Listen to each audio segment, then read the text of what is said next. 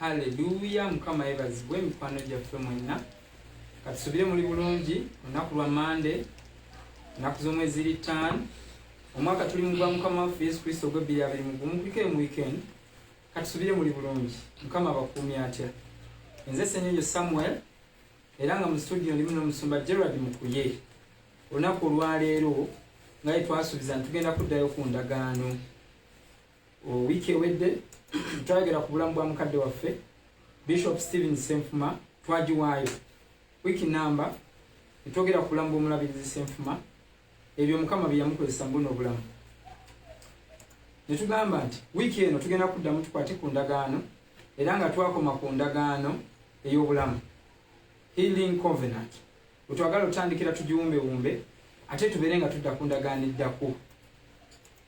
Saawa zino nga bw'otuuse ngenda kusaba baako gw'otaaginga sharing obubaka buneeno ku Facebook, ku groups za Facebook, Messenger, sharing mu WhatsApp groups ez'olimu eza Friends of Pastor Mukuye ne WhatsApp groups endala zo sharinga nga zifaananako bwe zityo. Tulina ne Telegram emikutu giringa 3. Ngenda kusaba neyo sharing eyo buno obubaka obagambe eno last chance etuuse neera tuzze tumanye tubeeko okumanya kwetuteeka mu nsi. Nebaza Katonda omwaka omulamba gwe tutambudde nti abantu be twatandika nabo omwaka mulamba ntera okugoberera emboozi zammwe ku Facebook ne ku WhatsApp, ntera okugoberera naye muli banjawulo nnyo. I applaud you for that. Wabeerawo bi discussions naye nolabanga mu reasoninga bulungi nnyo ebintu nga nebyandiikibwa kwebiri. Temuli bantu ba bulijjo abaana ba Harvest. I wish to applaud you for that. Kintu kirungi nnyo okuyiga ne tuteeka mu nkola. Twebaza Musumba Mukuye okwewaayo n'okubeera nti asudde okumanya mu nsi level n'erinnya. Kati ekiseera kigenda kutuuka nga bambi tebakyakusobola. Olwaki bajja kugamba Kawuula ng'ate gwe syllabus olina ndala, bajja kugamba gundi yafa yagenda mu ggulu nga syllabus olina ndala ate nga nebyandiikibwa kwebiri. Twenyumiriza nnyo ne mu ekyo nti nno abaana ba Harvest bwe babuuza ekibuuzo ayagalirako ekyawandiikibwa ye precedence gye twasetinga precedence. That's so good. Nebaza Katonda nti Musumba Mukuye waali mu studio. Sigenda kuyisa budde bungi nnyo, akadde kaffe katambudde mukko. Ngenda kumwaniriza tubeere nga tutandika. Musumba Gerald sebo nkwaniriza. Amiina. Buli kintu kyonna kiina ekiseera kyakyo. Mubuulizi emusatu nze yekyogere eyo mubuulizi emusatu ekiseera yogera ku biseera satu ebeera satu emu agamba buli kintu kiriko entuuko yaakyo na buli kigambo ekiri wansi w'eggulu ekiseera kyakyo. Ate satu agamba nti ekiseera ekyokuttiramu n'ekiseera ekyokuwonyezaamu. Very good. Ngenda kutandikira awo. Mikwano gyange mwenna mbakulisa weekend. Olwaleero muzeeyi wange bamuwezezza wiiki mu ttaka. Kyannaku era kyakola bubi nti saalaba omulambo gwe. Simanyi oba gwe naziika yeye. Kati omubiri gwange ndi mukumatiza mpolampola kituufu yafa, naye tujja genda tukitegeera era nga tukikkiriza. However, kiseera ekyokufiira mu kibaawo n'ekiseera ky'okuwonyezaamu. Kati Katonda ekyo kyokka kyayogedde mu Bayibuli kiraga amaze okulaga okuwonya kukyaliwo ne wakati mu kufa. Kyokka ate ne mu wakati mu kuwonyezebwa okufa kugenda mu maaso. Therefore tusobola okukungubaga. Tukungubagidde wiiki namba. Bwe twamala okuziika ziri ennaku 3 nga ziyiseewo, twaziika Monday, olwaleero Monday. Bw'ati awezezza wiiki namba mu ttaka. N'olwekyo kiseera ky'okukungubaga.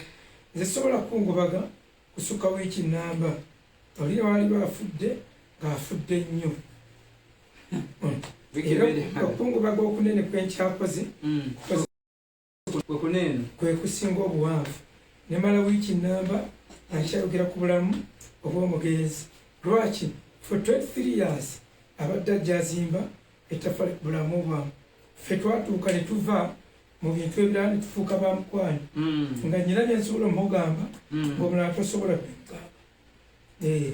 so kyova olaba period yonna tulize tugiwaayo nga twogera ebintu bingi siryerabira olunaku lumu bwe yantaasa nga nsitula okasajja nakagambako wano kasajja akali kazze kali kamulumbaganya omusajja yali kayunga naye nebaziika embwa mu lusuku lwakawanga k'embwa akati omusajja ono alina ndooza kyeyakola oba yabba ttaka ly'abaana najja akati ensingo netandika okutambula najja mu deliverance ng'ekola bweti kakati nga bwagita yenyoola eveeko obanga omutwe gw'embwa gwe baziika mu kibanja kye banyoola nyoole okugitta omutwe ne bagujjako nga bagunyoola bunyoozi nga baagala yenyoole ng'embwa eri akutuka omutwe akati omusajja ono ne banyumiza story n'okwatibwako nekwatibwako ekyannuma ne bagamba alina abaana era abaana bano baalina alina nga omutwe agukutte bwaguta gwenyoola era atuuyana n'atulukuka yenna ng'ensiga ebadde egenda bweti kwegamba omusajja aluma bwamala n'abaako byatambuza kagaali n'agenda ng'avuga akagaali ng'abisibyeko nga guno gukutte mutwe akati bwe baatulaga ng'ayitawo ne bagamba n'amala aguta kuvaako kati nze usually sibeera driven by pride kansabira omulwadde si malala ge gaba ganfuga sikola linnya kwe kuba kunvuga nyinza n'erinnya obutalibuulira mulwadde erinnya lyo kubanga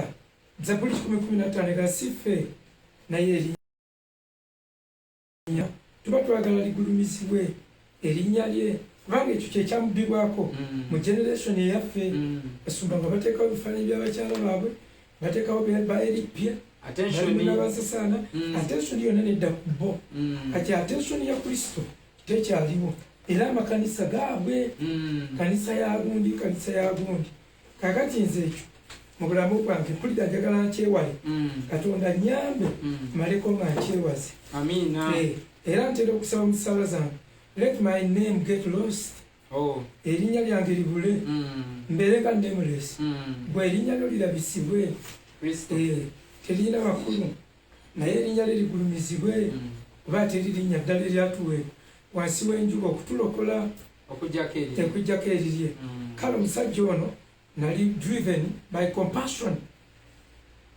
biba bintu bibiri ebyenfuga erinnya lya mukama waffe ligulumizibwe ne compassion ekisanga kinkutte ekisabo kyankwata nenyumizaako musumba boni nanga nti tusobola omusaba mundaga omusajja nga musitula nga mukubi wa musumba boni saalina bulungi maka nalina akayumba nga kabi nandirodinalyawo ngobeddemu omuzimu gumu akugobesa emizimu 5 akati gye nakola nga nsula wa musumba boni kali nteeka mu katanda kange naye nga yerifaalo gundi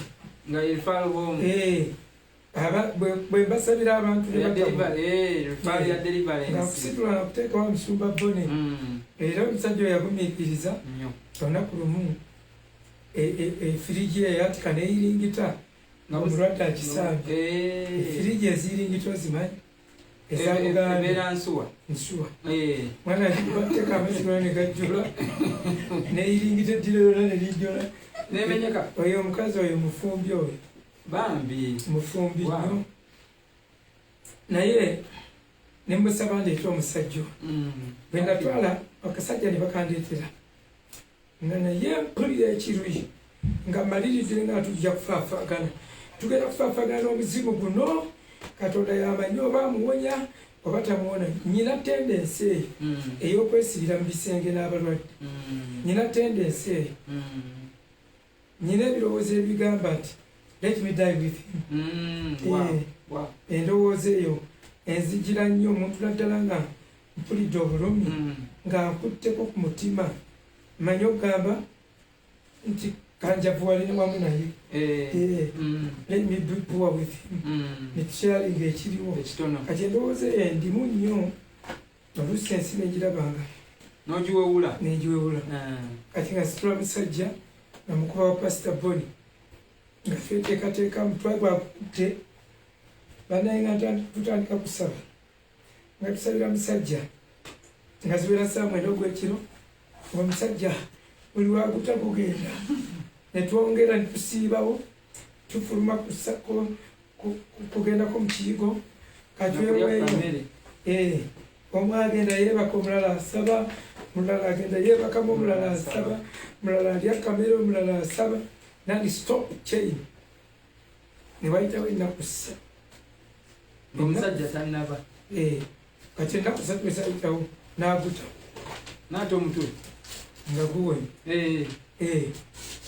nere twebaza Katonda aba afuluma ebweru neguddamu ng'agenze butoye nendakyakala musanyufu obulamu bukomyewo nempulira amaziga tusanyukira Katonda akati aba avaayo ekintu ekiddamu ekimubukira nekinyoola kikinyoola atuyana naddamu n'agubaka nga ku luno kizze n'amaanyi anyezeza n'emikono 2 naawe netuddamu buto mukuddamu nembanga akooyeemu kakati ate nga tetwagala mugoba ngoba omulwadde mu lifaalo akati Kusumba Boni n'alinyisa jiya ey'okusaba n'alemera ku musajja musajja n'awoleyo essaawa nga 3 n'abaako omulamu ssaawa 4 netusanyuka nakonaga musajja ko oyagira mbw akimuzeemu temwasibulanga omulwadde mangu omulwadde twagala kwejjako nga temugira twagala kuteekawo standard ekitali yakwejjako abasumba gye bagamba akansolingira ssente ate buli amalozireeta ogira agamba kyekikuluma oba tunayogera tola mu linnya erya Yesu omulala aliwa receive in Jesus kakati nga mwagala mbeereko naye awo mukakase nti awonedde twajale owokubi ku Lusedis kakati omusajja ono nenzireeka nembirowooza kati omuntu bw'atabona nnuma mba ndowooza bingi mba njagala nsabe omwoyo mutukuvu ambuulire kale kitajja kuwona oba kino ekiganye oba ffe okukkiriza kwe kutono oluusi nensabayo ninga Mukama multiply my faith kwogaba okukkiriza Petero yalinga mugamba mwe mubigaba nyongera okukkiriza gwebigaba ate oli mukuwoza kisinga ate nga gwebigaba kansule mubusuuzi ekakonga okoonya naye munnange Katonda ayina ekisa eri buli muntu nemmalirira nengamba olunaku lw'enkya ngenda kukima omusajja ono mukye wa Musumba 10 awo sikyajjukira ssaawa ez'okumakya nga bukya nasaba nnyo nendwawo mba neebasa nga ziwera ssaawa 11 neebasa otulo ngenda okuwulira simu nga simu tennavuga omusajja oyo najja bwe ngenda okukima muleete kati nendootanga mmusabira bwe ndootanga mmusabira omutwe gugira guti naye ngukwata nga negaliddemu eyenju nemusabira n'atuuyana nga bwe ntuuyana ekintu nekigamba otulemesezza naye kale nawe kootuwuliremu nekimubuukako nekinkwata n'atuula wali kakinyola ensingo nga sijja gikwata ngenda okuwulira nfa nenkwata omuto mba nkyagukutte essimu neevuga ebyaddala kumakya okwo kumakya ngenda okukebera nga ya Bishop nangambuye kiki ekikutuuseeko asula Nansana nze nsula Kasubi nemugamba muzeeyi akasajja amanyi ekyangenda okuleeta akasajja naye nfunye ekirooto ntuyanye nze noolwo mukirotonokuweekera okyaweekera nangamba tokakima tomukima mumutagenda tye mbadde wano mwoyo mutukuvu nanzukusa mukuya alumbiddwa nakusabira netukusabirako ne mukyala wa nefukamira ku buliri nansabira ku simu nenza nengamba Musumba Boni kasajja kagobe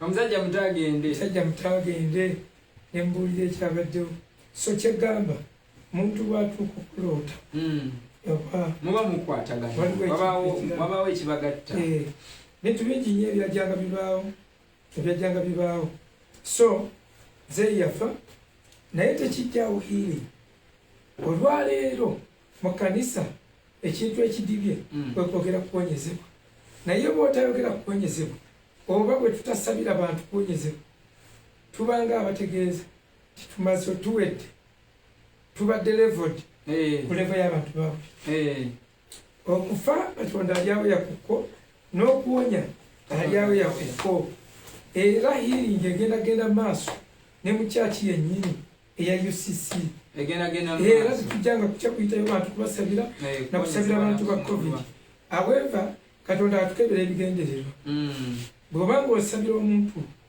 okuwona n'afa abasigadde nga balamu nga tobasabira era ebyo bye byalemesezza buli okuwona nabyo you were selfish you had selfish ambitions lwaki bwe yafudde nga temwazzeemu kusaba lwaki bwe yafudde ekyoto ne mukijjawo lwaki bwe yafudde nga ate pressure kendedde kitegeeza mwabadde selfish musabirako wammwe akati kino kitegeeza ki kitegeeza bwe tubeere ne mind eri national and international tusigale nga ffe tuli positive nti God heals wadatta naye era awonya yalamya mu byonna kubanga okubula kwonna kwonna okw'ekkanisa okubula kwonna kusibiddwa Matayo 22:29 Matayo 22:29 katusomewo agamba bwa kituleetera okubula Matayo 22:29 agamba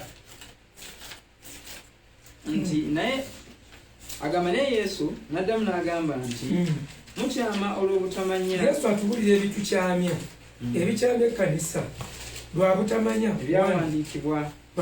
byawandiikibwa newankubadde amaanyi ga Katonda nawe butamanya maanyi ga Katonda kakati obulokozi butambulira ku mpagi bbiri emu kwogeza n'ogisuula muwedde oba tuwedde gwe kasita ogezaako okulowooza tojja kutambulira mu byawandiikibwa byokka yante amaanyi gaabyo nga tekuli owedde mukyama olw'okubula okumanya mukyama olw'obutamanya byawandiikibwa n'amaanyi ga Katonda kati okumanya kwonna tulina kutambuliza makubo abiri tulina okumanya ebyawandiikibwa ne tubitegeera ekyawandiikibwa ekivvuunula ekifuula nnenge tekiwonya newe mukikwata nga muli 10 newe mukikwata nga mwe majority newe mukikwata nga n'omusajja ow'amaanyi omulala kyogerako azirongaazi nga si reality tekibaamu mulamwa era tekibaamu kuwonya kiba kifu gwe bw'obajja ekigogo n'okisala ng'ejjambiya mu sheepu y'ejjambiya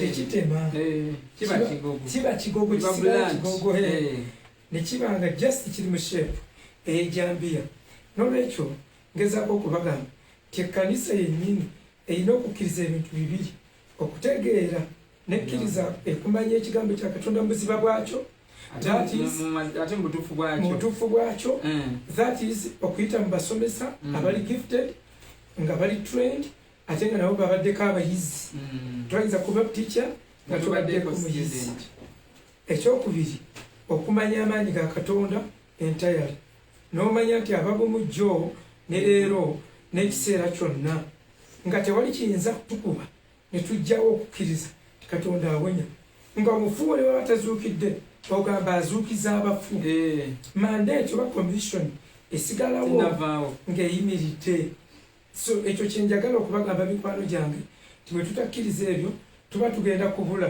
twetaaga amaanyi ga Katonda ffenna tube nga tugakkiriza kubanga tuba tetujja kuba mu bwakabaka obwakabaka bwa Katonda bakolesa ekisooka 2 bayibuli etulaga ti bwo tebuba mu kigambo kyokka tebuba mu lulimi lwokka bubaako ekintu ekirala kibabupakinzeemu kibabusibyemu kubanga obwakabaka bwa Katonda tebuli mu kigambo wabula mu maanyi obwakabaka bwa Katonda tebuli mu kigambo wabula mu maanyi tebuli mu kukuba bukubi pokupoko wabula mu maanyi kubanga ekigambo tekitambuliraawo kitambulirako amaanyi era mwe mwenna abagamba ti kyembadde mutwagalako ennyo tetubadde nnyo mu njiri you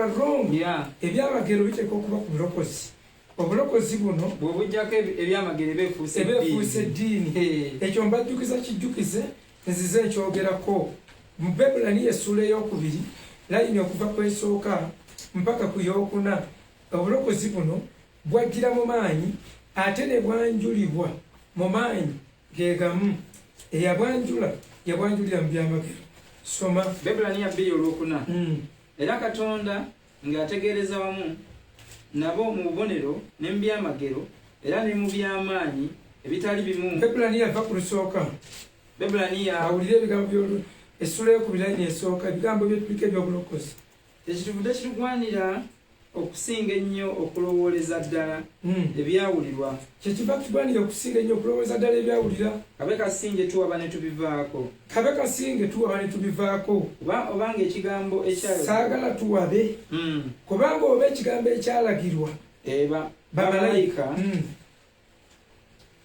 kyanywera na buli kyonoono n'obutawulira byaweebwanga empeera ey'ensonga ffe tuliwona tutya bwe tuleka obulokozi obukulu obwenkanaawo oba biri ebyayogerwa bamalayika kubanga ebigambo by'endagaano enkadde bamalayika be babireeta tewaba omuntu yenna akuwakanya mu ndagaano enkadde katonda teyayogerako nga ye katonda malayika ye yayita Musa mu kisaka yalikwata n'alituuza mu bamalayika era be baakolanga ennyiriri ziri 205 nga zonna zoogera bamalayika be bayogeranga ne ba Musa era be baawa Musa amateeka ku lusozi kaakati agamba oba ebyo ebyayogerwa bamalayika byanywera era ne biweebwa n'empeera ey'enkanaawo ffe tuliwona tutya bwe tugayalira obulokozi obukulu obwenkanaawo kitegeeza obulokozi bukulu ku biri ebyaba Musa obwo bwasooka okwogerwa Mukama waffe ne bulyoka butegeerezebwa ddala obulokozi bwasooka kwogerwa Yesu mu ndagaano enkadde teri bulokozi era temuli bulokozi bwasooka kwogerebwa Yesu ne bulyoka buweebwa abaawulira be batume soma akaddako olwokuna era Katonda ng'ategeereza wamu nabo mu bubonero ne mu byamagero era ne mu by'amaanyi ebitali bimu Katonda ng'ategeereza wamu nabo mu bubonero agamba obubonero ne mu byamagero era ne mu by'amaanyi ebitali bimu era ne mu birabo eby'omwoyo omutukuvu nga bwe yayagala yekka olwokutaano kubanga bamalayika si be yafuza ensi egenda okubaawo kale ne bolekera obulokozi buno Katonda yabutegeeza bw'ati bwe yabutwanjulira oba tobuliimu yabanjula mu bubonero mu byamagero n'ebintu ebyewuunyisa era musumba newe tubanga tuzze mu obulokozi engeri gye buzze butambulamu byonna gye bwagenda nga butyo bwayanjulwanga kubanga mu Uganda mu 60s mu 70s kati bwe tumala ne tugamba nti aye tukivaako kiri ekyanjula obulokozi tuba tufuuse n'ebirabo ebitali bimu ebyamagero kaakati tusobola okuwaba ne tubivaako nga twekase nga tulowooza nti tuswadde nnyo nkola le badde batubuulira omulokola abadde abuulira enjiri ne bamugamba vaayo vaawa bwa UCC abadde yambala t-shirt eri ku UCC bamugamba buveewo muyina korona namusumba mwe yafudde temwina kyemutugamba ali ne bagoba kati bwaba Misiri baddembe naye ffe tetusobola kuggwamu maanyi newe ndiba nziise muntu wange oba mwana wange oba mukyala wange oba ani yenna ne bwe mba nze naakawuna obulwadde nojja nga nze nawonye kati oba nga bukyadumirira nongalasabiraako kusabira muntu oyo lwaki nze nzikiriza nga Katonda muwonya kuba abawonyezza bonna kusinziza bwe mulabye kati obulokozi buno butambula bwe butyo si bwa bigambo bugambo tugenda kyova nabagamba luli titwafuna ekikemu kyokusabira bisho netugezaako n'okwagala okumusaba naye nga naye kanisa bagimumye ng'abeebiveera beetala nnyo naye ne mbagamba nekitasoboka kakati naye ekirooto kye naloota ne sikibagamba oba ne sisooka kitegeera naye mwe mutukuvu yannyambye kitegeera kakati money means ability in the Bible busobozi kakati muzeeyi lwe bamubika abaana bakubira amasimu tumalirire tukulembere ne bagamba no problem bwe bamutuwa tusabe tukirize Katonda bali twasula twepika tulinyisa okulowooza okukkiriza nate ebirowoozo ebitakuŋŋaana okusobozaawo okukulukuta kwekubirera kakati ebirowoozo bwe tubizimba okukkiriza kutuulemu naye nendoota ekirooto nga ngenze mu kifo muzeeyi waali nemulaba sigenda kinnyonnyola mujja kunvuma kati bwe mulaba nenjagala nkozinga commotion mukye nali nkudde sente naninga agenza okugulirira embugulayo mba nzikutte ate nga zirabika bagenda zikkiriza abamulina nga bagenda zikkiriza mba nzireeta bwe musajja yali yakolamu enyama my god yanva omunefiri mba ngenda ziwa bali bamu giant nankwata esente kati nenjagala wakiri ntaaseewo ku sente akirondukene sente nekuniza bwenti nga bwafulumya nansikako zansiseeko sente nensigaza muntu ngenda okuzukanga siina nga okukkiriza kuliko nabadde nga kugudde nga kukendedde nenzikiriza nti tulina kuziika buziisi naye nga nalwana nawulira infact nasukka nensaba okumwejjako era nebyambalo zinjako yasigala nkutte bwati naye okumweyambulula bwenti okweyambula omusajja yali anzise ebyaddala musajja yali anzise akandi nekinkendeezaamu kati ebirooto ebimu eba sikitegedde nkireka ate nga tuli mu biro ebyakabaka omu oba yali Keezeekiya yagamba bino biro byakuvumirwamu biro byakuvumirwamu nogamba kankite nenkireka ekirooto ekyo naye leero kinkomeddewo nenyongera okukitegeera nenyongera okukibikula infact nekulu nakitegeera nenevumirira mane bayibuli enyambako kubanga ndi wa bayibuli enyambako nzivumirira ebirooto n'omwoyo omutukuvu wemala okusoma anyambako nampa n'okusoma byensomye n'emikwano gyange abajjanga bansomesa n'okusharinga n'abalala akati basibo ne banyabo badde ebyo byonna biri bityo Katonda azuukiza abafu tekijjaawo kiri nti era sinzalaga nti mboneredde Katonda azuukiza abafu teri maka gatali malaalo buli maka galina ekijja buli famire mwera we muziika naye akagabe mangi Katonda azuukiza abafu kaobenga olina abalwadde nga buli bameka Katonda awonya abalwadde era twagala kweyongerayo ebiro ebyokukungubaga biisi tulina okuyimuka tutambula ng'abannaffe bayimba yimuka tutambule embeera emalamu amaanyi naye tokowa tugende yimuka tutambule tobabuulira abaluyimba ajja kukuvumira bwere nakawulira ku muwala ng'akayimba eyakaddamu ate oyo ye mulokole mwana mulokole nnyo kanyumira nnyo Ng'amateeka ga nsimbi. Nga nezaamu amaanyi. Wakawulira nawe nange ndokedde. Ng'amateeka civil procedure nsimbi. Natya taxation. Nali nga nyogera omukola. Nange nenkazaayo. Nziramu amaanyi. So nze buli luyimba luyina bwe lulinkolerera. Zonna nzikozesa. Kasita lubanga lwogera gyendi nga si for entertainment. Basebo ne bannyabo muyimuke tuddemu amaanyi tutambule tweyongereyo. Basumba bakunkumuse ate abasumba mbabuulira bakyafa. Lwaki ffe tusaba busabire tetwagala kukyusa. Style yankola ya bintu tusaba busabi. Kiri Bible kyeyita zeal without knowledge.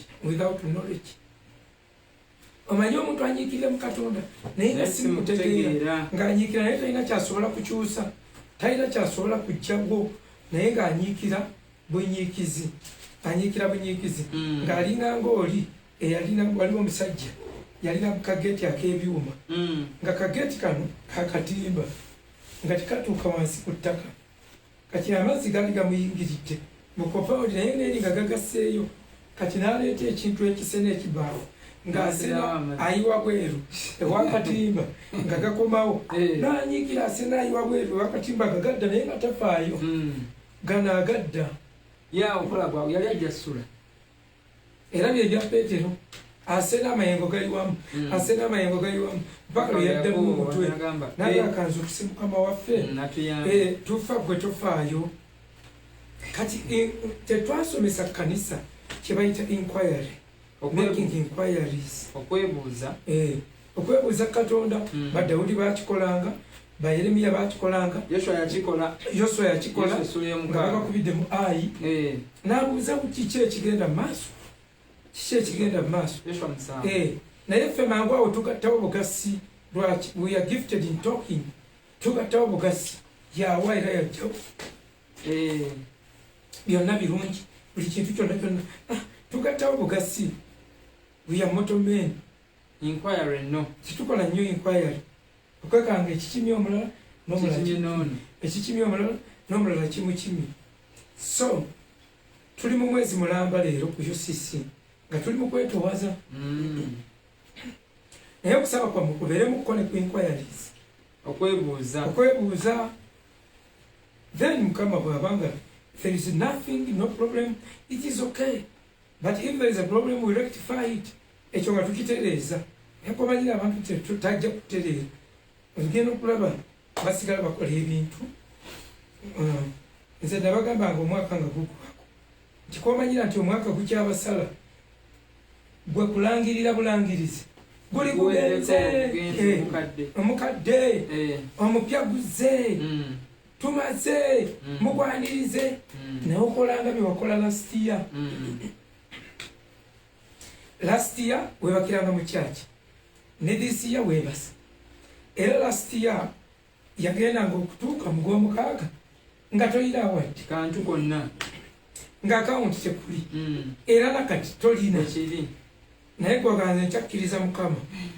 Nze mmanyi yasuubiza yagamba sirifa nga sirayo bulungi bwe naye kyamagezi nnyo okunoonyereza okuba ne questionnaire nobuuza bwayi ebuuza bikuzza mu order.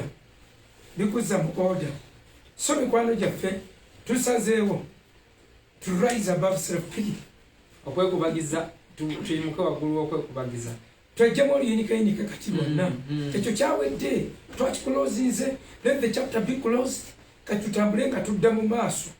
Obwo bwe bulamu bwe tugenderamu. Kubanga ojja kuba weekubagiza ate ennaku zo ziggwereko mu kwekubagiza.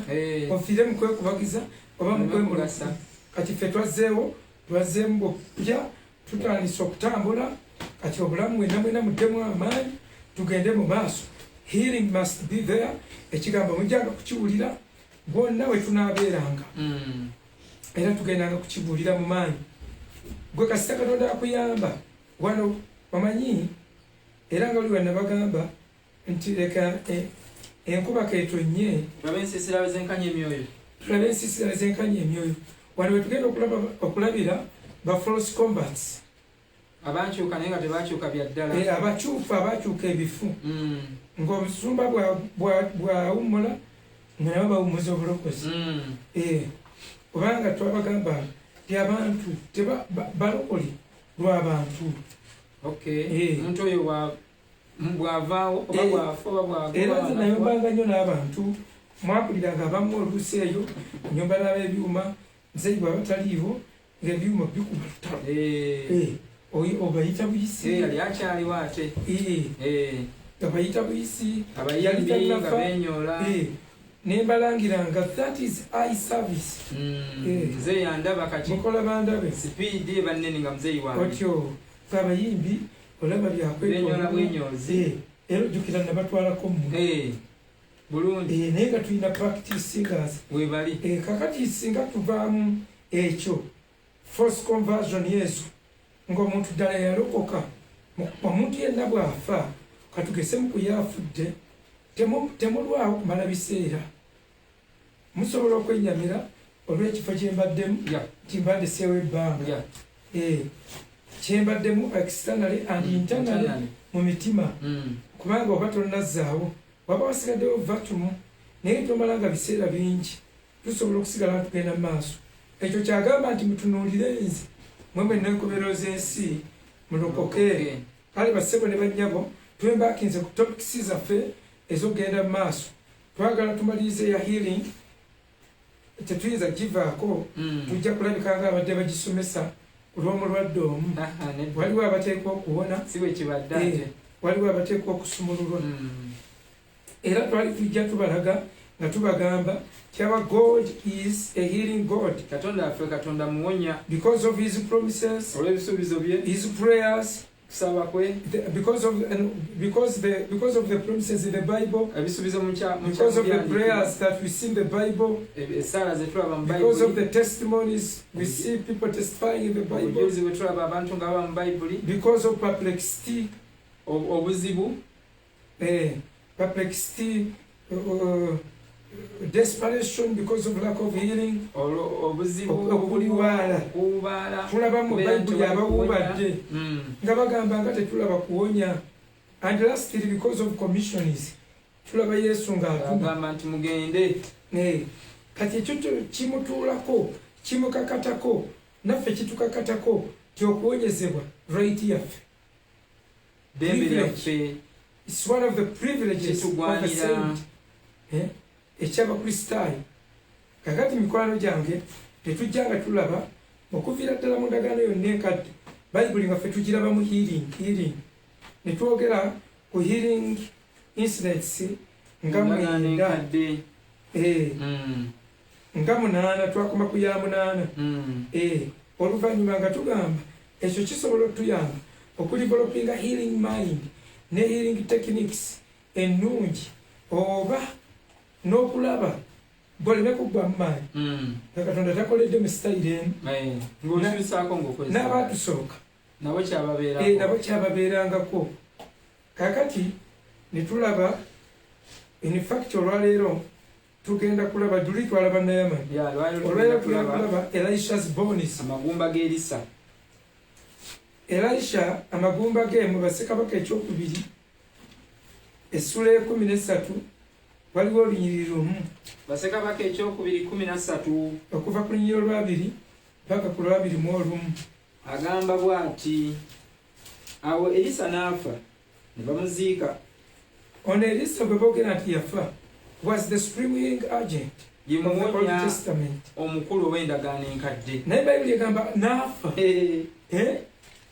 lumalayo agamba nti era ebibiina by'abamowabu ne bazindanga ensi awo erisa obadde olumazeeyo awo erisa n'afa ne bamuziika era ebibiina by'abamowabu ne bazindanga ensi omwaka bwe gwayingiranga kakati erisa ye yali alabira Isirayiri yali omulabi mufiirwanga kabaka mufiirwanga omuntu yenna ne mutafiirwanga nabbi mukubanga ababuulizi naye temukubanga munabbi alabula akulabira Eriiso. N'eriiso. Nabbira eriiso ly'ekkanisa. Eriiso. N'ofiirwa eriiso. Era ebintu bikuba nnyo Uganda nga teri alaba. Lwaki Uganda bakuba obunnabbi. Uganda tebakkiriza mu bunnabbi. Tutambulira ku birabo bina obunnabbi babukuba tebuliiko. Akati in fact tutambulira ku kimu eky'obusumba. Kya busumba. N'obubuulizi bw'enjiri musumba bukola. Kale n'obubuulizi bw'enjiri nabo bafuba. Tutambulira ku ngalo bbiri ezitasobola kufinya kikonde n'ekikuba omulabe ne kimuneza. Abantu bangu okuleeta kye kitugambisa the church in Africa is many miles wide but few inches deep. Lwaki bano abadipeninga tebaliiko omusomesa bw'amala okulaga ekintu ate tikyalina okuvaayo n'akisomesa ate pasita n'anyiga emitima bano abamenyesa oluvannyuma bulizi w'enjiri aleeta bantu aposo ye alongoosa kkanisa jjawovu. Akati basebo ne banyabo nabbi Eriiso olwafu Abamowabu ne balumba Isirayiri. Luli abalabanga ng'alaba ne kabaka by'ateese. Era bw'osoma Bassekabaka ekyokubiri essula y'omukaaga ne bw'otagendayo kabaka yatuuka n'agamba naye ani abuulira Isirayiri ebintu byaffe byonna ebyakyama tulinamu omuyaaye tuyinamu ow'enkwe. Ne bamugamba nedda nebyokolera ku kitaano abiraba Eriiso abiraba. Kati abannabbi nga batula ne mu nkiiko ze batabayiseemu naye n'afa. Mowaabu n'atandulanga okubalumba. Kaakati olw'okuba yatandula okubalumba soma 21. Olwatuuka bwe baali nga baziika omusajja kale laba ne balaba ekibiina ne basula omusajja mu ntaana y'Eriisa. Omusajja nga kyajja akome mu magumba g'Eriisa n'alamuka n'ayimirira n'ebigere. Kakati bano baali baterese musajja nabo tebaali tebannakizu. Ne bajja bakwata omusajja ne bamusuula mu magumba g'Eriisa nga batidde. Baali bagenda kumusimira entaana bamuziike naye tebabaganya kuziika. Baabalumba ng'obudde bw'okuziika tebunnatuuka ne bagala tumutereseewa kubanga mu Yudaaya mu Isirayiri bawa ekitiibwa okuziika omufu, bawa ekitiibwa amagumba ag'omufu. Kyova olaba Yusufu yalaama n'agamba mutwalanga ne muteeka awali bajjajjange. Ekyo kikulu nnyo mmwe oba kuŋŋaanyizanga awamu. Kaakati obuzibu kwefuula ow'omwoyo ennyo n'ogamba kino kya kibokisi n'omala bakusuulasuula nti embwa ne wezikirya embwa ne wezikirya nti oba bakyokyo babiki ebyo byonna byappa. Omubiri guno tugukoleddemu ebikulu era nagwo baguyita yeekaalu. Bayibuli egamba temukyonoonanga era alyonoona yeekaalu eno naye agenda kunenyezebwa. Kakati mikwano gyange mibiri gyaffe nagyo si kitono nnyo nga bwe tulowooza. Kya mugaso kirina kyekigasa. Akati bano bo bakifaako munnaabwe afudde baagala muziika. Munaye bwe baalemesebwa ne bagamba wakiriza mutereke mu ntaana ya nnabbi ne bamukwata ne bamusuula mu ntaana y'Eriisa ne bagamba tunaamugyamu. Eriisa aba ali omwo nga bamusuulako omulambo. Kumbe Eriisa yenna yali yajjula healing yasigalawo. Eriisa yenna yali wa healing. Oli omusajja ne bwe yatuuka kuwummula entaana y'Eriisa bano bwe bateekamu omulambo ne gubawunsinga baaka omusajja yabukayo bubuusi n'asaba emmundu ye mumpe ekitala kyasaala mumpe engabo ya ne bamanya nti kikyakola okutegeeza abaddamu okufaawo. Ebyafaayo bigamba bakikozesanga Eusebius agamba it became a place of worship an idol. Kyafuuka kifo kya kusinzizaamu nga buli gwe bakuba emisinde mumuduse mu ntaana y'Eriisa nga bamusuulawo era ne bagikuuma n'ogikuuma nga buli gwe batta bawusinga baaka. N'olwaleero mu Isirayiri balina sirogani erowooza nti bw'ofa obawusinga baaka. Nga bw'oyita mu bya ntaana y'Eriisa waliwo eddwaliro lye bakuzaalamu eddala mentalite yaabwe yava kwerisa. Okay, ebisinga bye twabyogerako kumbe tubakimako bukimi naye wuliriza waliwo wano ekyama ababulizi bangi babuulirawo nga bagamba Elisa yali selfish yafana amafuta ge nga tagagabye Elisa Katonda teyamugamba bugagaba ekkanisa oba obuweereza tebabulamira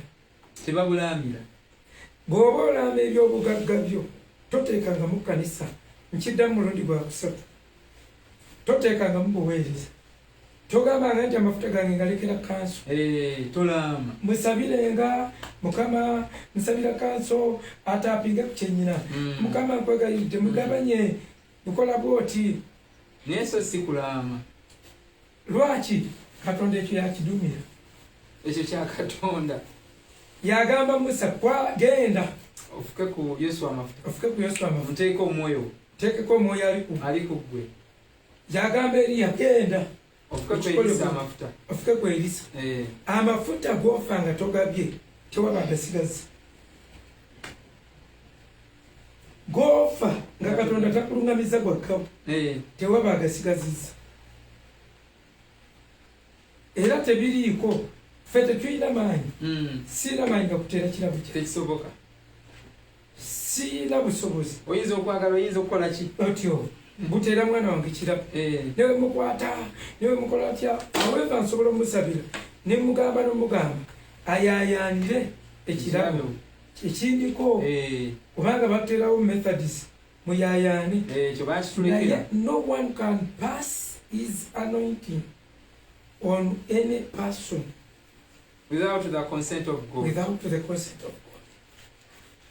Tekiriyo bwegenda ng'okiva mu Bible Katonda yamugamba ng'amulonze sirina nnyo wenkiraba nga si Katonda yayogedde tewali nze sinafuna munfukire ku gundi amafuta nkolere bwoti nga gwolonze munondere Sawulo ku amawanga era yali adduse bibye yali agenza nga naye agenda kufa natwo ono n'amusaba kono bw'olindaba nga ŋŋenda naye ekyo ate olwo Katonda yali alagidde Eriya afuka amafuta ku bantu basatu Elisa bakabaka bali bumaze okwawukanamu Yeeku ne kabaka omu Ezekaya Azari basatu yafuka ku babiri Elisa yamufukaako kujjako wano ng'agenda okufuna omunaku so Bible mu bintu by'obusika by'olama nebyowandiikanga towandiikangamu amafuta agakuliko amafuta gange ngalekedde gundi towandiikangamu obuweereza obukuliko tolamanga n'ogamba nti gundi yabanziririra mu bigere mukuye yabaafuuka bishopu oba yabaafuuka pasita mu kifo kyange obeera oggyeko Katonda obuyinza nnyo ekkanisa ya Kristo. It is not your property, we are stewards. Ekkanisa ya Kristo omuwanika ataalama byawanise obeera owambye obeera owambye era bwe singa ofa nga watereka ebyapa nga kansu baloya tubateresa ebyapa baloya abeesi n'amalaami naye singa oba ofa ng'amalaame eyali kuteresa tannafa gwe gwofa osobola oddiramira abaana bo nedda tekisoboka era ogamba bugambi nyina ebintu ebitali gundi mumuddiza ebyapa bye bibiri bye namuterekera ebiri mu keesi si byange olwo olamira abafamire yo kaakati abasumba b'e Uganda beerabisa nnyo mu nsi muno okubanga naddala ng'afa balagira ddala nti obuweereza ebadde property ebadde bizinesi ye nabyo n'agiramira mu bizinesi. Oluusi tetubateekera okulekera abakyala oba batabani baffe yadde nga ebyobuweereza si bye baliko ennyo otyo era obuweereza obwo butera okugwa ne butuuka ku ttaka ekisigala nga kifulukwa oli alamidde muganda we muganda we n'akitwala mu maaso muganda we talina kuyitibwa ekintu ekibeera beerera awo tamanyiwe oba omukyala kati eyo ensobi mwe temugikolanga mwe mugyewale mwe mubyewale ebyo bwe muba bakubeera ne better world oba ensi nabagamba eyina kyeyita gundi tugira kya principle ya environment sustainable development nga tukozesa environment naye bwe tugikekkereza abaana abaddewo bagitutasaawa emiti gyonna tuba after all tukuze abazeeyi ne bajja nga balekawo ekiddako sustainable development is a principle for environmentalists naye nammwe ya principle ya nature naffe ng'ekkanisa tugikwate abaana balimu tukoppako obunafu bwaffe naye banaabwe wala batya nga tubwendoosinga kakati I cannot endorse anything however mwemulaba tetulina kyabikolera ebimu yemusomba naye ffe bwe tubyogera tubaseetingira omusingi oguddako tetulina ani musumba baddeyogera nenzijukira omusumba eyanyumya nti ebyana byange bisiru bireeta mbuweereza si byo biriko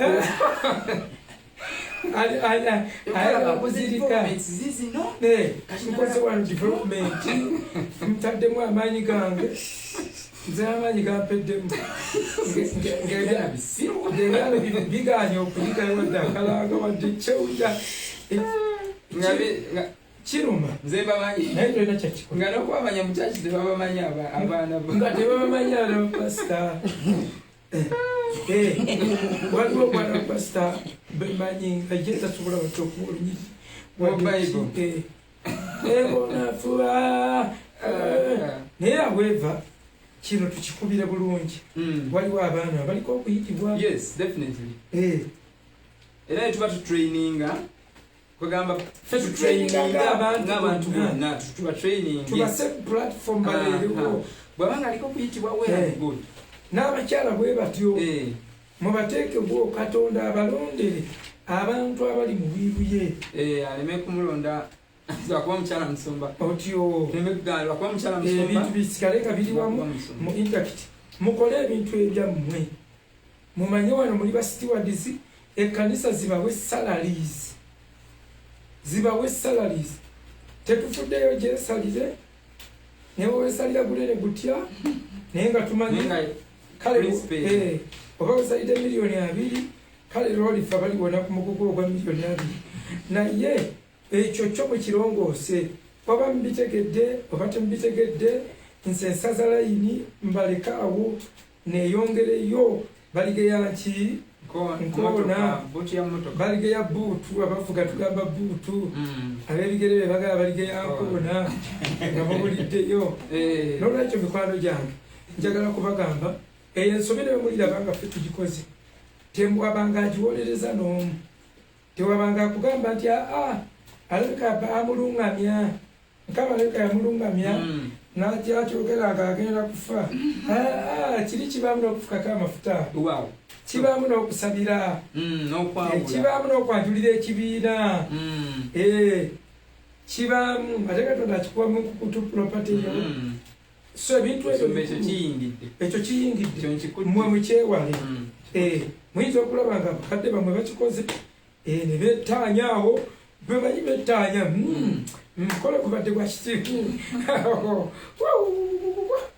anange kivuddeyo kisoboka okubaawo ate era nabyo bisobola okuyimirira kubanga kampuni ezikola amabaati si kanisa naye nga manager bazimanaginga nakyo kisobola okufuna good manager nakyo kisobola okuyimirira naye kiprosparinga wano wokka simu bya mwoyo so kiba kikulu nnyo basebo ne banyabo ensonga zino zikwata erisa tuli ku healing points kati erisa afa lwaki afa ne anointing ye katonda tiyamugamba nga talina bwamugamba kiwa nga abasajja bakolako bya osanga oli awo gekazi yandigize naye ebigenge byali byamulya gekazi yali afunye anti yali yafuna yatoola eya naamani yali amaze okufuna eyiye kati yali pulesinga ebintu oba ebintu byaliko ebigenge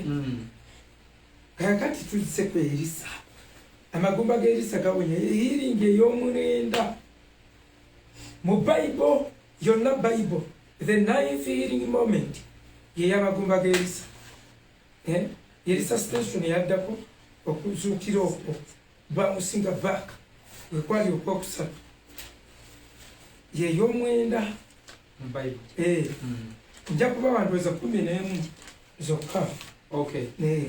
Then tuyisemu ndagaano empya tuyisemu awo kituyisaamu tubenga ate tugenda ku covenant eddako ndowooza wiiki eri amaziga gajja kuba gabaweddemu mbasomese engeri gye tutereezaamu era ekkanisa mo ng'ate tusomesa Leviticus covenant. Okay. Ku Leviticus covenant kubanga emitima emikotefu giyinza okukiyingirira mwana kati ekyo Leviticus covenant kebere ya wiiki ejja naye wano katumalirize ensonga zino eza healing. Elisa yafana amafuta si lwa selfishness Katonda teyamulagira gagaba ensonga lwaki yamulagira gagaba kubanga waliwo yali agenda okujjira mu mwoyo gwa Elisa ako twakasomesa nga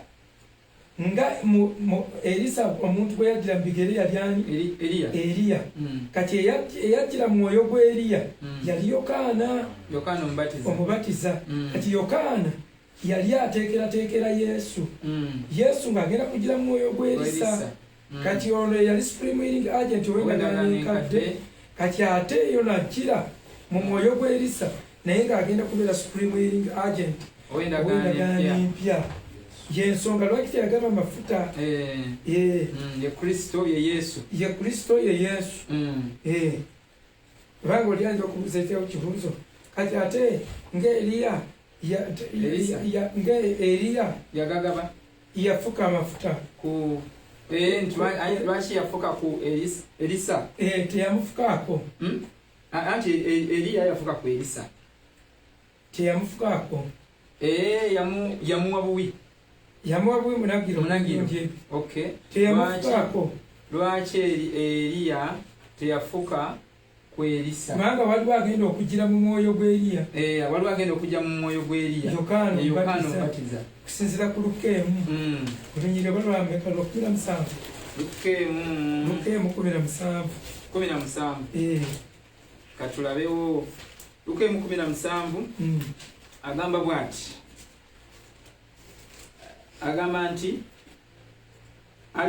alikulembera mu maaso ge mu mwoyo n'amaanyi ga Eliya okukomyawo emitima gy'abajjajja eri abaana n'abatawulira okutambuliranga mu magezi g'abatuukirivu. Alijira mu maanyi ga Eliya oba mu mwoyo gwa Eliya okutegekera Mukama abantu abateekebwateekebwa kati wekuba kufukibwako mafuta buli yayina eyali agenda okufuna replacement Katonda gy'ategese gw'ofa bibyo Mukama abaana agenda kukola ekipya ofa bibyo n'akola ekipya wonna mu kyaki tusobola okuba twanoyi nti bino ebyaffe ebyokubaawula naye nga si bya Katonda netukola tutya naye Katonda bw'oba ofa tolaama mizindaalo gya gundi gundi church si property akati wano tufuna Elisha's bones nga gazuukiza entaana ya Elisa yali replica ng'entaana ya Yesu Kristo kakati bassebo ne bannyabo amagumba ga Elisa agazuukizanga Abayisirayiri entaana yatuuka nebeera mysterious bw'ebeera mysterious abantu abatandika okusinzanga entaana era ezo Yesu bw'ajja ekimuyingiza mu ntaana yayambula entaana zonna buli kifo yatuuka yabyambula obuyinza ne bitaddamu kuba na buyinza ekyo tubadde tukaatiriza kikaatirize so mikwano gyange mbeegayirira bw'oba okola tukolere ekkanisa ya Katonda n'omwoyo gumu nga tuluŋŋamizibwa nga tutambula mu mwoyo gumu mu mafuta gamu okukkiriza kumu kansa ekyo kitegedde musumba ekyo kyekisinza oyingira kiyingite kiyingire kigenze mu meddula kigenze mu meddula bolongata kanisa ogikolera ebintu ebinene ate Katonda nno tumukolera atukolera tumukolera atukolera takuleka mu bbanga bwe yalonda ku Baleevi lumu omuweereza era yabina kye yabatemera nga bo tebainstructinga n'abako ebibuga byagamba nti bino byabaleevi babibeeremu n'agamba buli omu abawengayo ekimu eky'ekkumi ekika eky'Abaleevi ennyama yonna teyalinga yakwokya yonna yakulya ennyama yalinga yaabwe yali yaabwe abakutemera naawe noba nga teweegomba nnyo bali abataweereza so mikwano gyaffe mwenna njagadde kubagamba nti Elisa yali replaced by Jesus Christ. Elisa yafuna amafuta nga obwobwokka kya bunnabbi kyali prophetic nti Kristo ne muntaana agenda asigala ye Mukama agenda kusigala awonya even in the grave. Era kino kyali kiraga ajja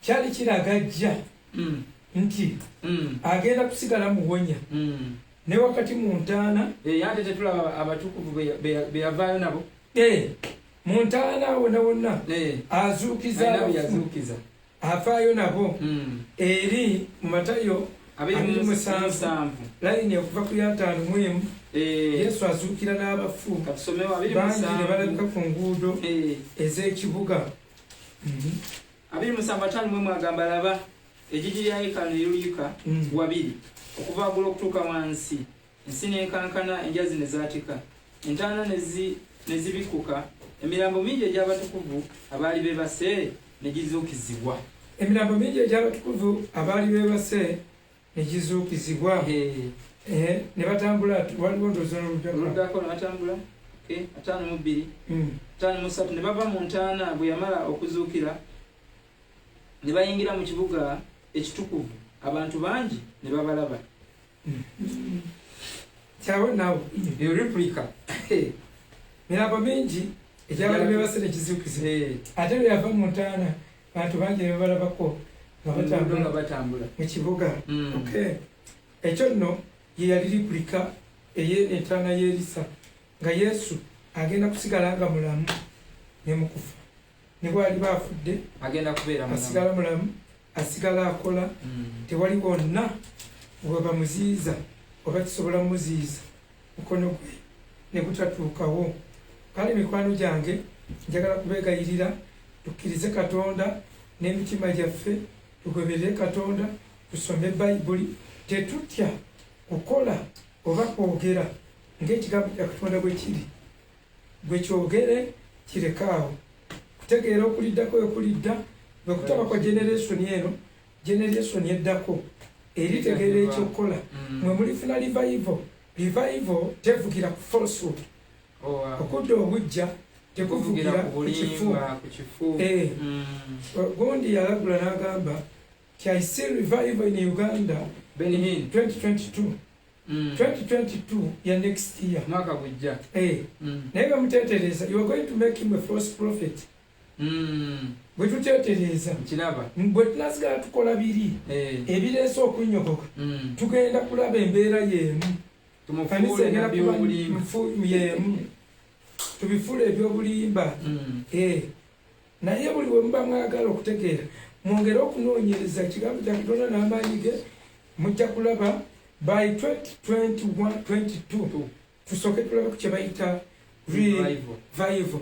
However Katonda mwetegefu okulivayivinga gurupu emu eba yeetegese mwe muli baddembe okwekwata ku kintu ne mugamba kati ye agira kati ayinza okuba ayogera bwatyo olwokuba nti nga baleka tebagambye ye no way byebintu biri kiipu muganda wange biri kiipu ku bye tulowooza okukola mu nsi muno ne gye tusuubira okutuuka ekyo kitono kya wansi nnyo era obubaba bakuwadde buvunaanyizibwa naye tuli mu kulambika kanisa bwe zirina okutambula ffe mulaba abantu kikoze nekibeera successful mwe temukikolanga Bayibuli si bwekyo bwetugamba Hallelujah. Amen.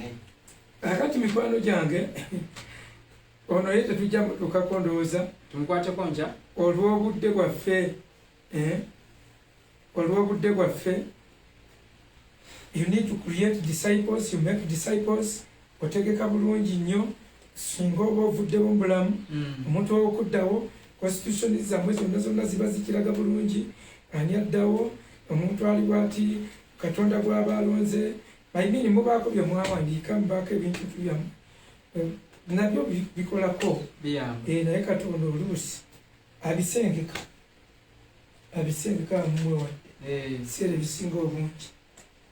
Healing erina okubaayo, kuwonyezebwa kulina okubaawo. Twagala kusabira ku balwadde abanyigirizibwa mu ddakiika zino, abalina ennaku, ababonaabona, abalina endwadde z'olususu, abali ku bitanda kyannaku nti kati temukyesiga amalwaliro, abafiira ewaka basinga obungi abafiira mu malwaliro. Naye katusabe naku lw'enkya tunayogera ku healing endala ng'ebyo tuliko okulinga bigwemu ebyo, then tunasembyayo n'ekinaddako kyetunaabagamba.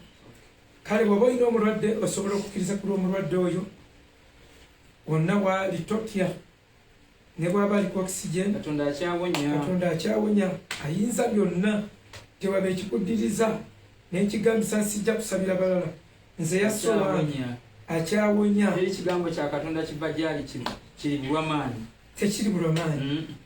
Kale osobola okuzibiza amaaso go n'ensaba Taata mu linnya lya Yesu, w'omukisa buli muntu yenna, golola omukono gwo Mukama kwabo abadde bawulira ekigambo ekyo, kwegayiridde sulula emikono emisibe, nkwegayidde Mukama taasa abali mu makomera, kwegayidde Kitange tuma ekigambo ekyo Bayibuli era ekidduka embiro nnyingi nnyo, ate Bayibuli n'ekyogerako mbu kikozi. Kale kikozi kwegayiridde kibeere kinyiikivu nga kikola, kibeere so diligent nga kikola eri abantu bo. Nkwegayidde omusumba omulungi, buuka buli nsonga yonna mu ggwanga lyaffe owonye, buuka ensonga z'obunafu bwaffe, ensonga z'obigambo byaffe, ensonga zonna zibuuka okke wansi owonye. Nkulabye ng'owonya bangi. Taasa omuntu oyo ali ku kitanda, taasa oyo gwe baagala okujja kwa oxygen, taasa oyo amaze okulwala amawuggwe Mukama, taasa oyo amawuggwe ge gamaze okufa. Taata nkwegayiridde owonye, wadde nga akawuka kano bakogerako ng'akakulu ennyo, wadde nga abantu bakatendereza, wadde keegulidde erinnya n'okuddusa abanene, wadde katutta abatiisa abatoogerekeka, nkwegayiridde erinnya lyo lisigale nga liwanikiddwa nga bendera. Tuwanika erinnya ly'Omukama nga bendera. We raise your name just like a banner of victory. Yesu erinnya lyo lisigale nga lyekkulu, lisigale nga lyetwogerako. Taata bino byonna bivunname. Bayibuli ega buli kimu kyakuvunnamira erinnya eryo. Taata korona avunname, ng'agalwadde agala bwe gavunnama, nga sirimbu yatandika okuvunnama, na bino bivunname. Kwegayiridde wamba obulamu, wamba amalwaliro, wamba emitima gy'abasawo, ogikolemu ekintu ekyenjawulo, okakkanya emitima gyabwe baleme okulaba ng'omugano. Nkwegayidde kyusa obulamu bwaffe. Taata taasa abantu b'amakanisa baleme okunkumuka, omulaba aleme okukozesa okunyogovu, omulaba aleme okukozesa enkayana, omulaba aleme okukozesa enjawukana z'ekkanisa. Kwegayiridde okuba ekkanisa. Wonya abalina amagumba agaluma, wonya abalina embuto eŋŋumba, wonya abalina obuyinike, engalo ye ekyawonya. Ffe tulumiriza nga you are healing God, kubanga twakulabako ng'owonya. Tubuuka buli kintu kyonna, entaana tuzirabye, abafutu balabye, ne regret y'okufa yeeyongedde, naye manya amaanyi go. Teri kintu kigenda gayiwako ne gafeedinga, teri kintu kigenda gayiwako ttaka tegayiibwako ttaka. Geerulire, nkwegayidde geerulire Mukama. Ekisa kyo kirabisibwe, engalo ye erabisibwe, revive erabikeko mu ggwanga lino. Let your healing rain come down. Okuwonyezebwa tusaako enkuba yeewonyeke wansi amaanyi gagawonya gakke masekati gaffe kyusa obulamu wamba emitima gyaffe wamba amagezi gaffe nyweza amavivi agajugumira nyweza emitima egijugumira tunyweze tusaba otwongere kukukkiriza kabaka wabakabaka wagamba ebimu tebivaawo awatali kusaba na kusiiba byonna taata tuwa ekisa wagamba okukkiriza kwe kusobola byonna n'okuba kutiringa akawuka kakalidaali wagamba abantu bange abatumiddwa erinnya lyange bwe baneetoowaza ne basaba ne bakyuka okuleka amakuba gaabwe amabi ne banoonya amaaso gange nange naawuliranga nnyima mu ggulu nenzika nemponya ensi yaabwe oke wansi leero wonya ensi yaffe wonya abantu bo Mukama wonya ebiwundu eryabwe n'abafumikiddwa ebiwundu Tata kitukolera omusumba bulungi raise a generation tekawo generation Mukama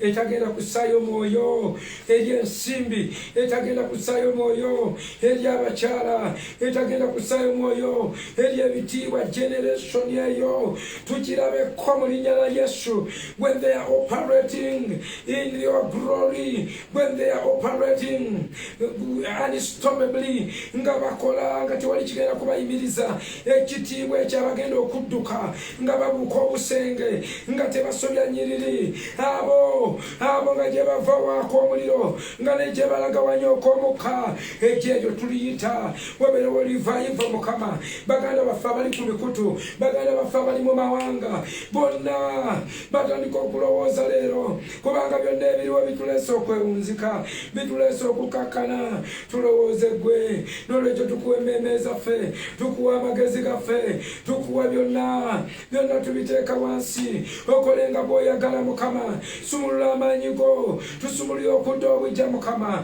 wayogera titoyinza kuddira mwenge musu n'ogwiwa mu nsawo enkadde zonna tuzeeyambula oyogedde mu kigambo kyo kimweyambula ebizitowa musobola okwanguwa mweyambula ebizitowa musobola okudduka taata tuyambe tudduke tuleeseteekeddwa maaso gaffe tuyambe tuleme okukoowanga tuyambe tuleme okuggwamu amaanyi obunafu bwonna twala obugayaavu twala osimba embizi mu myoyo gyaffe nkwegayiridde gwe yayogera ntolituleka nga bamulekwa naye olitusindikira omubeezi omulala kyera omubeezi ono yali tuyigiriza byonna mwoyo mutukuvu tuyigirize byonna taata tusomesa obuzima bw'ekigambo kyo yogera n'emitima gyaffe tubikkulire entambula zaffe tubikkulire obulamu tonyesa amatondo eddagala tutonyesa eddagala weyogera mu kubikkulirwa titukusabe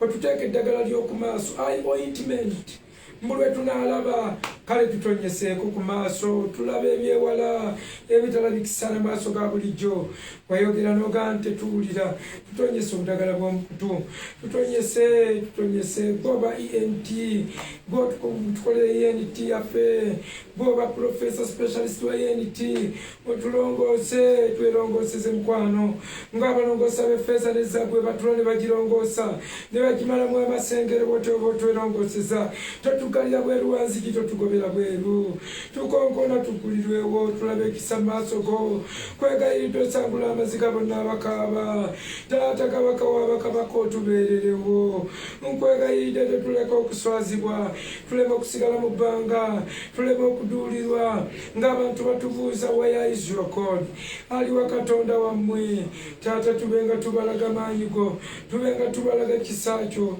tubenga tubalaga nti oli wano kitukolire Mukama byonna Mukama tubisabye nga tukkiriza okuyita mu linnya erya Yesu Kristo Mukama waffe amen. God bless you. Olunaku lw'enkya tujja kwogera ku Keezeekiya healing ye ojja kutaginga ku banne bonna Mukama ajja kuwa omukisa tunaatera okufundikira healing eno sirwa kuba nti okuwona tukwetaagisa naye bino byatusanga tusomesa covenants twatandikira wala tumaze emyezi ng'ebiri tuliko ku ndagaano ya 10 nolwekyo tubivaako togera twawedde mu maanyi tugenda ku ndagaano endala mu maaso awo Mosaic covenant then eya Levitical covenant invitation zijja kutandika ku makya misana wona nga tupawo invitation buli group yonna tujja ggiwa nga tugenda kusoma endagaano ya Levi eyo eriko obugombe kama abatuwere nnyo omukisa mwebali nnyo bali ddala twagala okwebaza mwenna abatuyamba ebintu by'ensimbi unquestionably mukama abatuwere nnyo omukisa abalina byonna bikimuweereza bannange kama abatuweera omukisa abajjukirenga mwembeezesezaawo emikutu gino buli omuteekamu ssente tetuzikira sanyaze tegavaako byonna tubikola youtube leero temutufunye olwa kompyuta webali namazine mugendako allright kompyuta eyo tawanyamu kama atuyambe tufune kompyuta tujja zifuna ennungi tulinawo naye zino tezikola twetaaga powerful computer mu linnya lya mukama waffe yesu god bless you however ab'ettaka abagambe ab'ettaka abakula home okay tukyagenda mu maaso mikwano gyaffe twagala tufuna amaka ga harvest bwetyo bwe twagamba tubeereko n'awantu mwami mumuze yazze wano ye yabadde yakava eyo n'alaba kyetwogerako nga kikulu nnyo okubeera n'amaka nti bw'ova gy'ovudde oba ovudde mu US oba ovudde mu Europe oba ovudde mu Asia w'ogenda okujja nga maka galiko byonna ebikola amaka n'okusukkawo galiko receptioni mukulu w'omuze Nakaseke yandigenza atya bannange alina ewuwe we Nakaseke naye yanditambudde atya kugamba yalabye nga kikulu osobola oba olina ewammwe naye wano tugenda okufula amaka ga harvest nga galiko byonna galiko library galiko computer galiko wetugattira galiko ebisulo galiko ebintu bingi nnyo twagala tukola amaka so tukkiriza Katonda abantu twetaaga 500 byokka mweno fezi esoose 500 nga buli muntu atuwaayo akakadde kamu kokka akasente za Uganda tukuŋŋaanye sente bagenda awo Musumba eriyo n'abagamba nze sijja kusobola akakadde abo nno nabo gye bali naye tuyinza obbagoba kubanga eriyo abagamba nze sigenda weza akakadde gye bali bazze mu bokisi yange bajja ndoza neya Musumba bajjamu tetuyinza kugoba bantu mmwe kubanga tukola byafaayo Bible yagwadde okuwandiika ebitabo bya Uganda bya history byagwadde okuwandiika Church history wa Uganda amakanisa ag'enjawulo yagwadde okuwandiika tukola byafaayo team revival tusobola okukola kinene nkwaniriza twegatteko tubeere nga tukola kino ekintu kakadde kamu naye nammwe abagamba nti nno ababadde bagamba nti sisobola kakadde nsobola 5,000 tetukirinaako buzibu eriyo n'abali bagamba nti nze twagala twegatte babiri ekyo kya bbeeyi nnyo naye nga kino tukisobola okikola from Ogwokutaano paka omwezi gw'okutaano omwaka ogujja naffe tugenda noonya ssente tugenda beera basaale nnyo tulabe nti kino kikole bali twagala kyogereko bwogezi kikome mu kubo nedda ekyo kye tuliko nga harvest ebintu byonna byazzeemu obulamu bulina okuddayo butambule life has to go on obulamu bulina okutambula obulamu bulina okugenda mu maaso tetugenda kudda mu kwekubagiza korona oli twamufunamu nnyo nze namufunamu mu by'omwoyo n'ebyomubiri ne korona ono tuleme kudda mu kwogera mu ng'ensi bweyogera tulinde korona nedda tukole ebintu byaffe ensi n'agenda okuva mu koona myaka 2-3 eno okuva kati si bayaye ba Uganda nga ffe twatambula dda Mukama batuweere nnyo omukisa musule bulungi mweraba